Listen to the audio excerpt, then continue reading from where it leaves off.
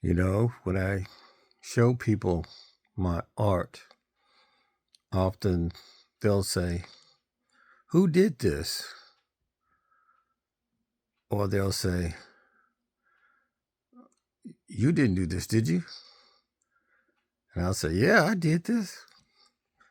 Yeah, I did it," as if they can't believe that I could do that.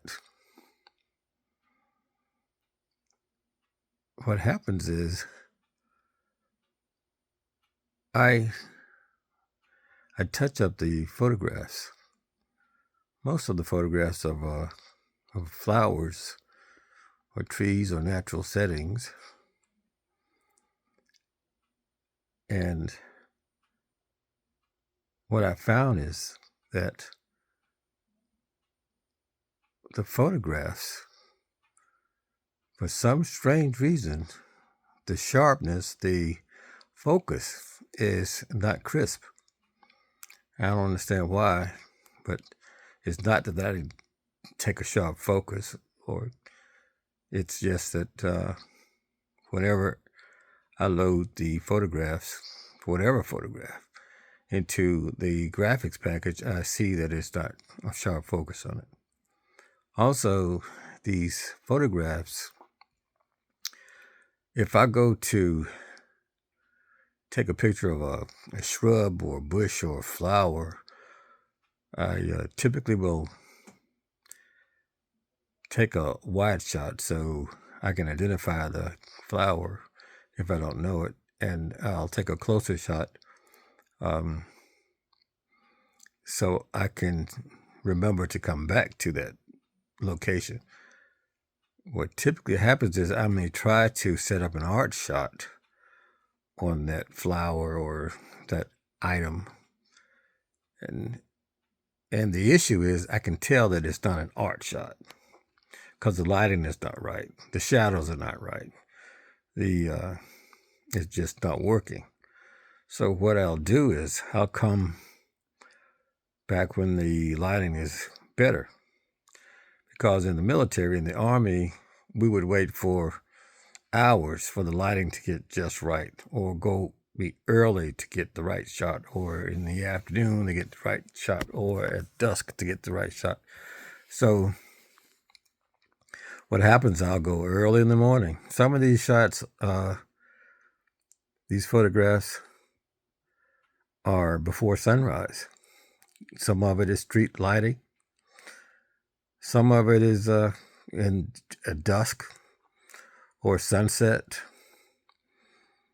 Some at the middle of the day. It just depends on the lighting, how the lighting comes through the clouds, or how the light comes through the trees, or how the light comes.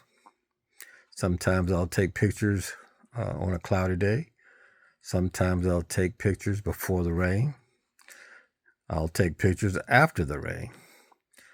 And sometimes I'll take pictures just as it's beginning to rain, or just as it has finished raining. So the lighting is extremely important, the lighting. And so I've learned to wait on the lighting, because the lighting is so important. Also, the framing, to frame it up just right. I try different framing techniques, and I'll take a picture upside down, knowing that I will make it right side up, or leaning to the left or right, to get that art shot. Also, I'll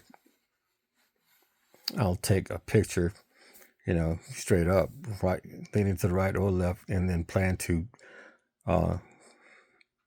make it more of an angular shot than not. And then what I'll do, some shots I'll take a regular medium close-up, and then I'll get really tight on it. I'll get a close-up, and then an extreme close-up. And I'll make a series of shots like that from a particular flower. And the initial case was a giant hibiscus, a white hibiscus, a giant. And in these photographs, you can't tell that they're giant, but they are.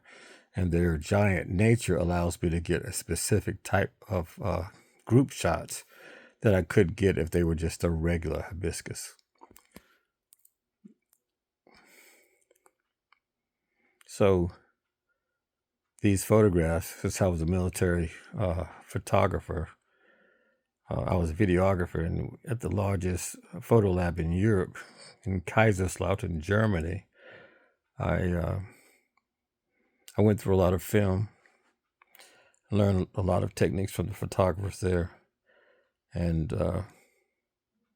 I started taking pictures. Someone asked me, why are you taking pictures? Why do you have so many pictures of flowers? And the reason is because I realized when I was looking at a flower catalog, planning to do some gardening, that these flowers reduced my stress level. It was a coping skill. So I'm looking at flowers in a catalog and my stress level is being reduced and I'm feeling much better. And I'm like, wow, these flowers. So that was instrumental in me taking pictures of flowers. So I started taking pictures of a lot of flowers, all kind of flowers. If I was on the bus and I saw a particular flower, I'd come back to that flower. I'd walk back from the bus station or have somebody drop me off and go to that flower. If I'm in someone's car and I see a group of flowers or something that looks like it's going to be an art shot, I'd say, let me off right here. Let me go take a picture. I'll be right back. And people look at me strange when I do that, but hey, you're looking at some of the fantastic and spectacular artwork here based on my eye, based on what the Lord has allowed me to see in the beauty of his nature.